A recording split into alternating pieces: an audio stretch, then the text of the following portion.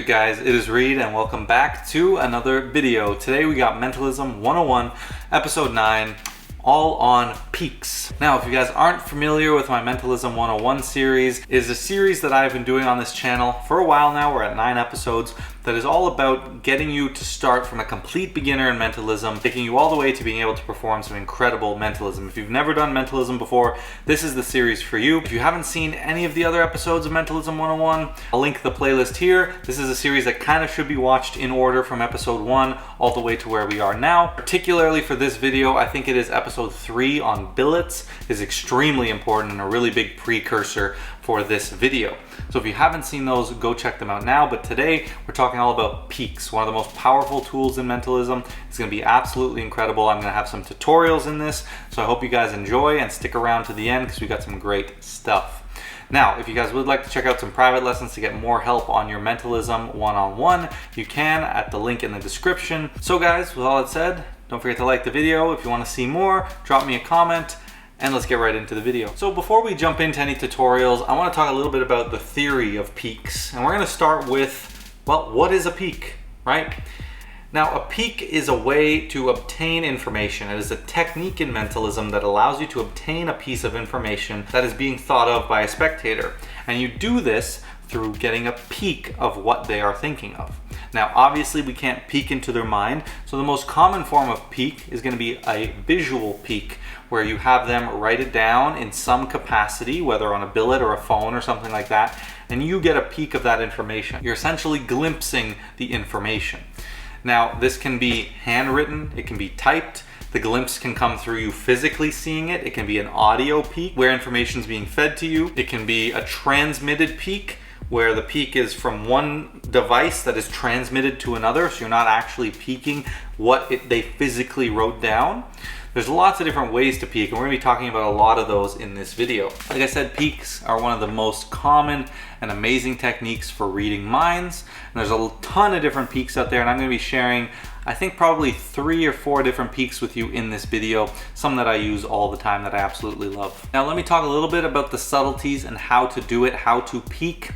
Now this is where you're going to get a ton of important key information from Mentalism 101 episode 3, which is on billet work. A lot of the same ideas apply here, and a good portion of billet work has to do with peaks. So a couple of the key points that I want to talk about is how to introduce the billets. If we're doing a billet peek, or even a peek with a phone, where they have to write it down, ultimately, and the ideal way is to make it seem like that is an afterthought, right? Read them, right? So they think of something, you're thinking of an animal. I will say some general things, whether right or wrong. I just need to say, now I'm gonna see what I'm picking up on here. Now you don't need to confirm or deny this, but let me just see here. I'm thinking it's like a medium-sized animal, maybe a bit of fur on it. I'm thinking possibly a mammal, hold on here. So I'm starting to read things. Now all of those could be wrong. Now I said very broad things, like what does medium mean really?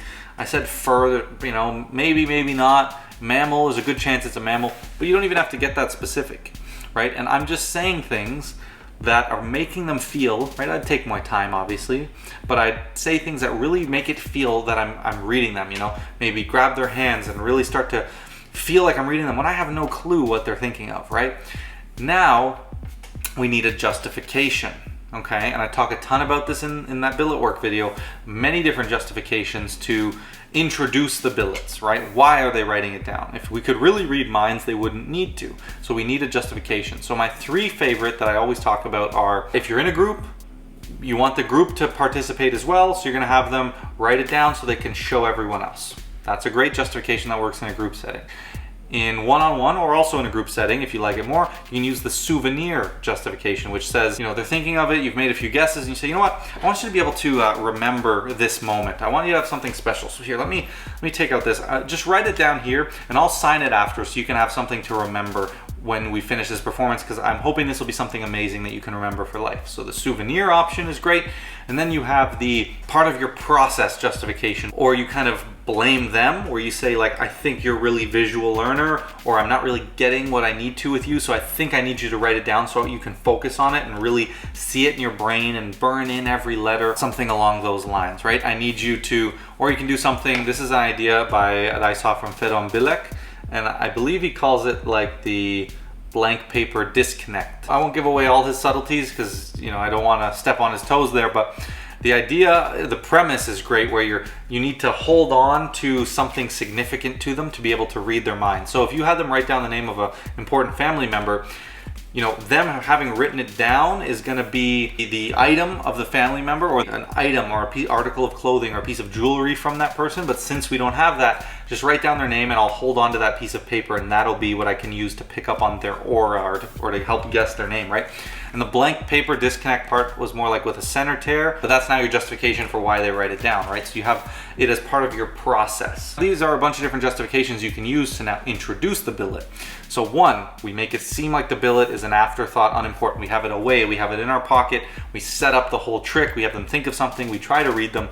Then we introduce a justification, we pull out the billet, we have them write the thing down on the billet, we get our peek. And the next thing that's super important is to make that billet, now that it's been written down, to make it as fair as possible and get it out of play. And by out of play, I mean out of your hands and into their hands, or away, as quickly as possible.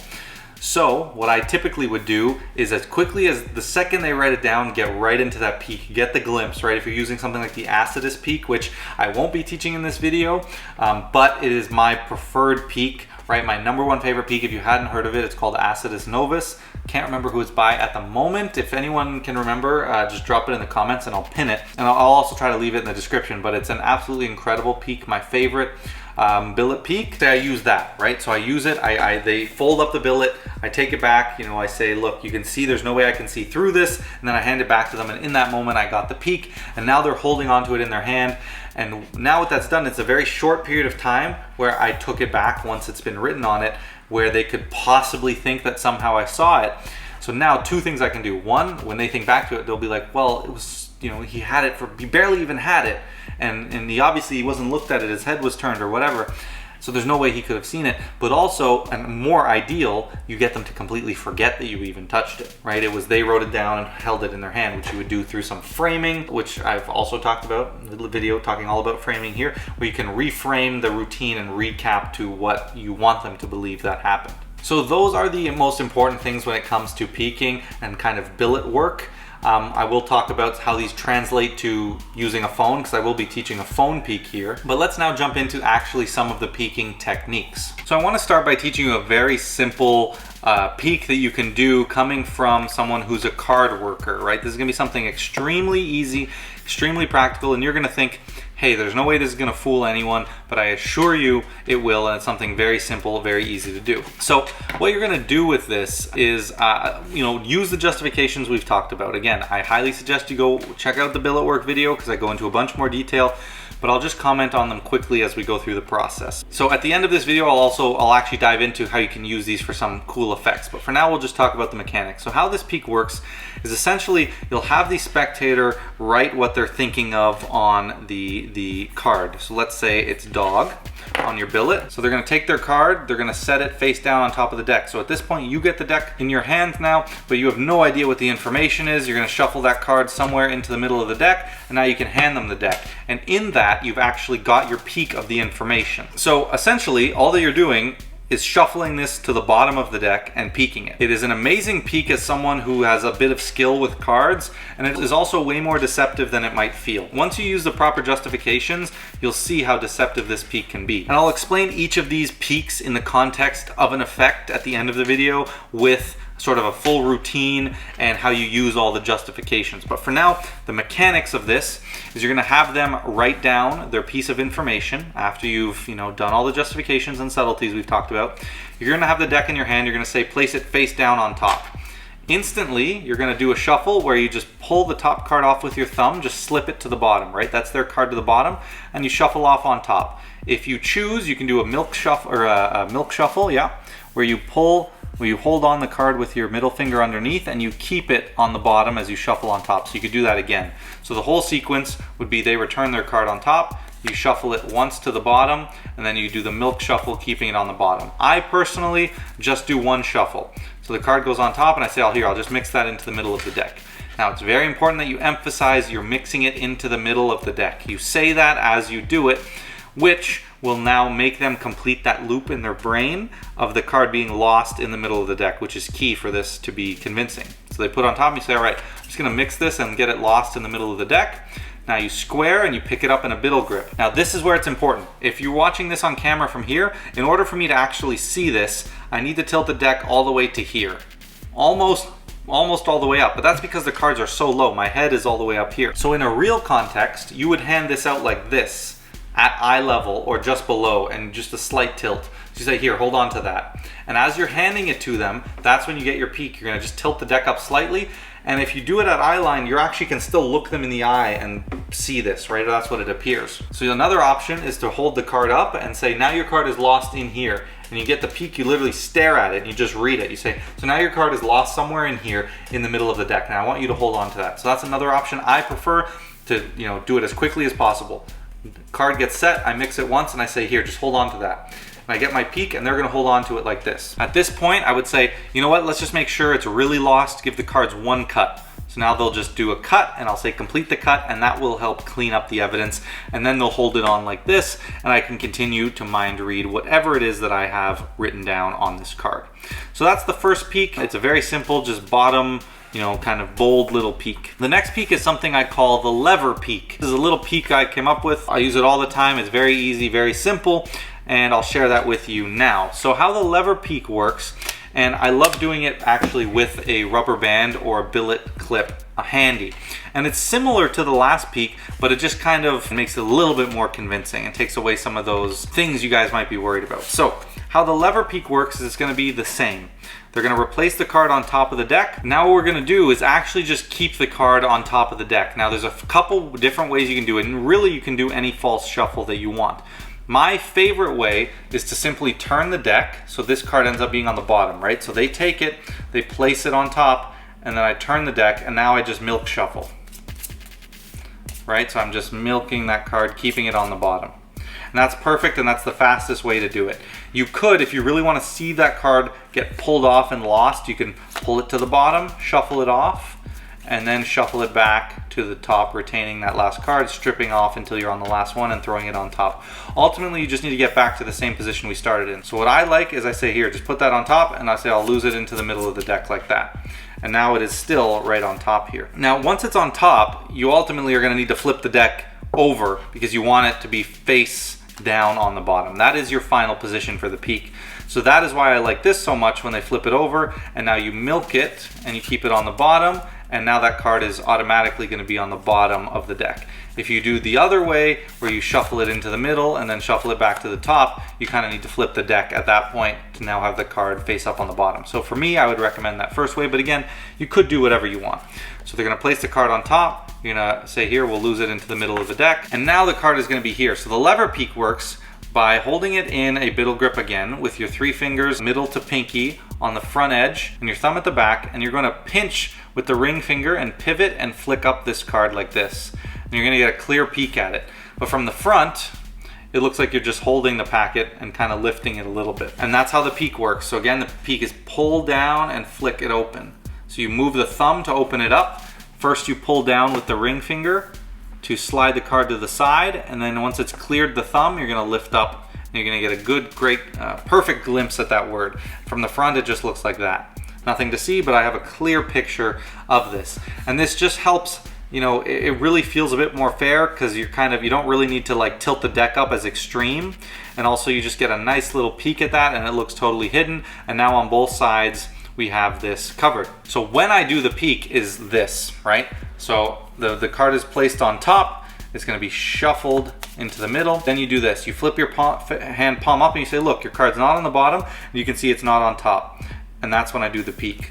So I say your card's not on the bottom and you can see it's not on top, but really I'm looking like this, right? So from the side, you can see your card's not on the bottom and it's not on top, and that's how I get my peek, right? You can see your card's not on the bottom, it's not on top, and then I'm just gonna close it, and I say, so what we'll do is we'll take it and we'll seal it up with a rubber band, and I'll give you that to hold on to. So that is how I do the lever peek, okay? So from the top at speed, they would take their card, they'd write it down, they'd place it on top, and I say, look, we're gonna leave that card and lose it in the middle of the deck. And you can see it's not on the bottom, it's not on top, and I'll actually take this rubber band and I'll just wrap it around just to make sure everything's sealed up and you can hold on to that. And in that, as quickly as that, they return it, and within what, 5 seconds, the deck is in their hand, sealed with a rubber band with nothing on top, nothing on the bottom. That is why I love the lever peek, one of my favorite peeks, absolutely great. So I'd highly recommend you guys practice this one. And again, we will be looking at this in the context of a drawing duplication in a few minutes here. The last peek I want to talk about is using your phone as a peeking device. Now, there's a couple of different ways that you can do this, and I have a couple techniques that I use that I'm not going to talk about in this video, but generally, if you have them the same as ability, you can have them write something down on a phone and find a way to get a glimpse of it, right? There's a couple ideas, like I said, but the one I'm going to talk about in this video is with numbers and using the calculator as a peeking tool. Now, I don't exactly know how this works on an Android, but hopefully there's something similar. But on an iPhone, any locked iPhone, if you swipe down on the new phones from the top right, you're going to have access to the calculator, right? Whether the phone's unlocked or not. And the calculator can be used to input numbers. So what you're gonna do is you're gonna have a spectator go to their phone, and this is great for passcode divinations, birthdays, phone numbers, any kind of number, right? You're gonna have them go and they're gonna open their calculator. You're gonna have them, again, using one of the justifications. We're gonna try to do the reading before we bring out the phone. Then we're gonna have a justification of why we bring out the phone, which is gonna have to probably do, the souvenir one doesn't really work. You could use show everyone else, or you could use, I need you to visualize these numbers as justifications. But let's say you want them to do their birth year to keep it simple. So they put in their birth year, right? That's mine right there.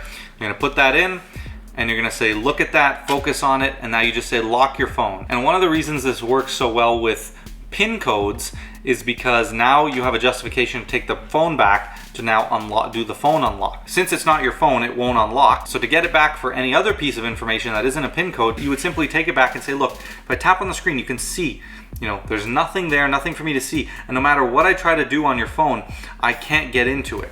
Right? There's no way I can get into it. As you take it back towards you, you're gonna flick down from the top right and tap that calculator button, get a quick glimpse of that number, and lock the phone with the side button as you hand it back to them. And you do that in the context of something along these lines, right? You'd say, look, so if I take it back, you can see, there's nothing I can do. No matter how much I try, I can't get into the phone, right? There's nothing that I can do here. So I'm gonna hand you your phone back like that, and you hand it back, right? You can see it's instant. All I need to do is the second I get back to this page, I'm gonna tilt up and I'm gonna go boom, boom, peek, hand, right? 2 seconds, literally. It's this, boom, tap the calculator, close, hand it, okay?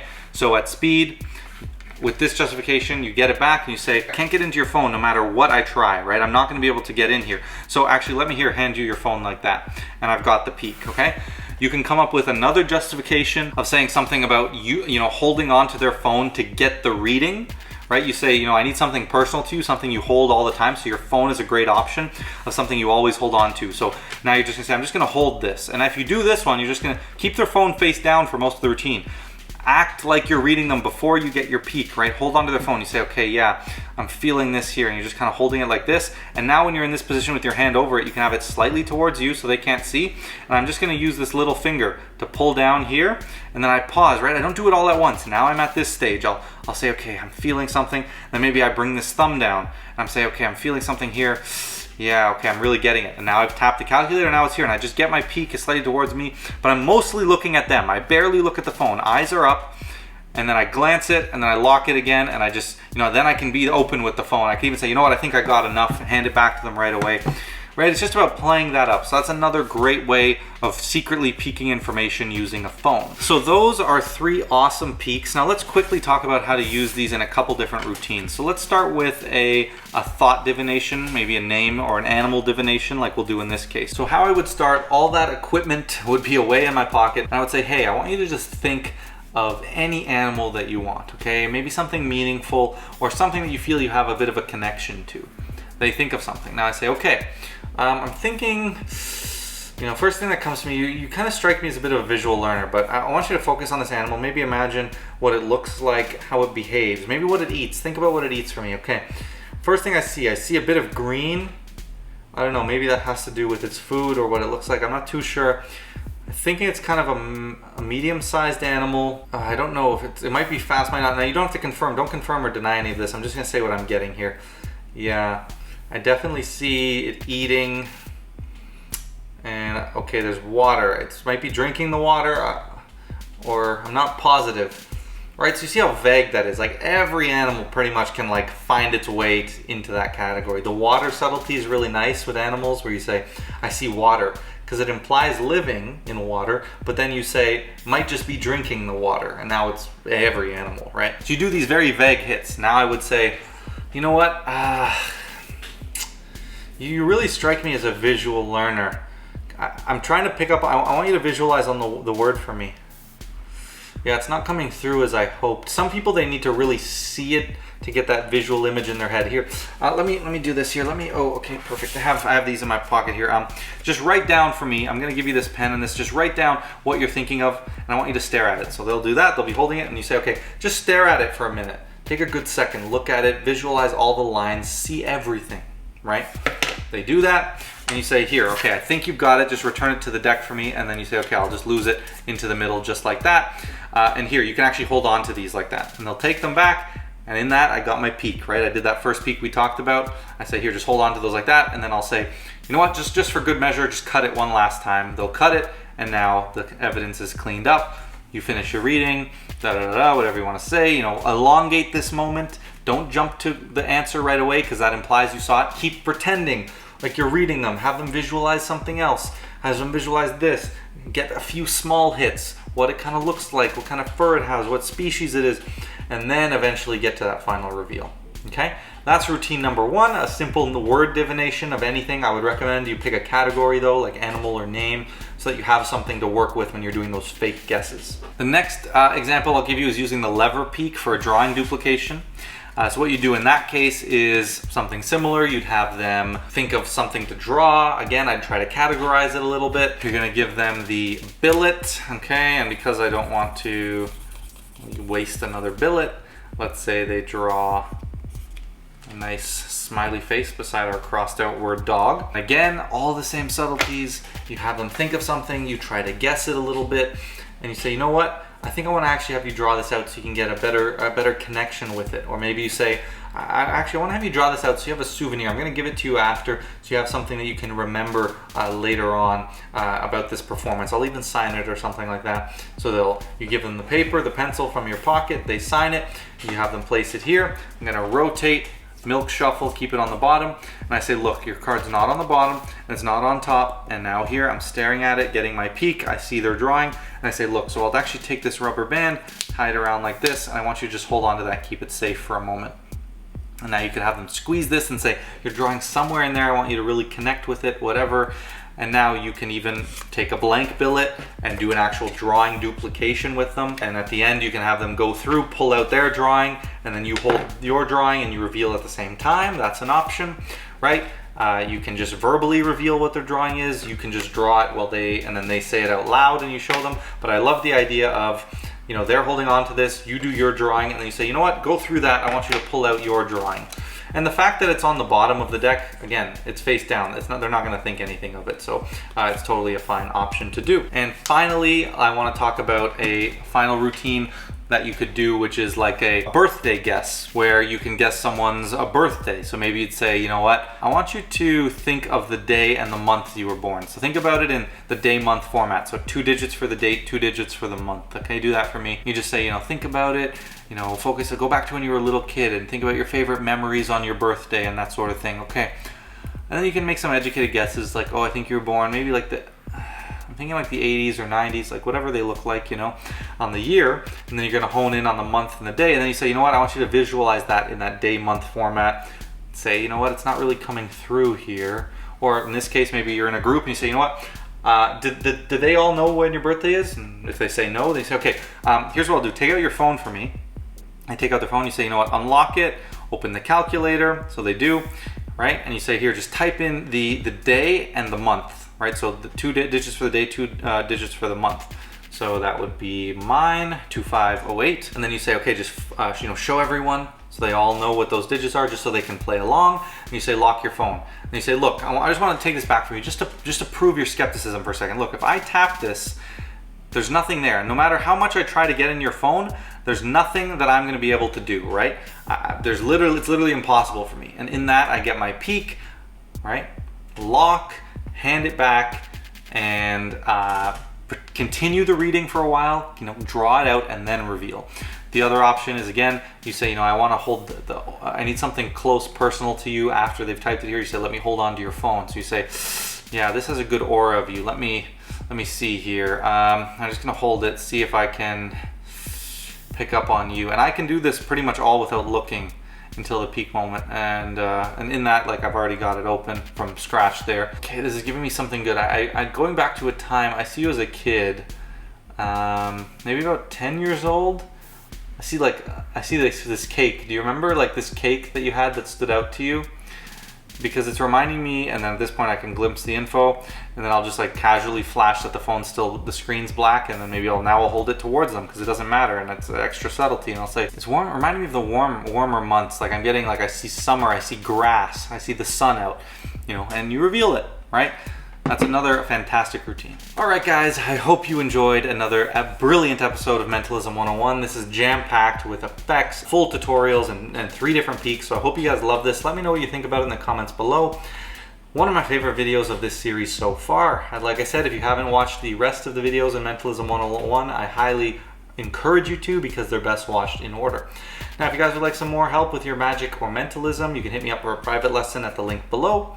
You can check out channel memberships. I recently launched those on the membership tab. And if you'd like to see more videos from Mentalism 101, don't forget to like the video. And with all that said, guys, don't forget to like, comment, share, subscribe, and I'll catch you in the next video.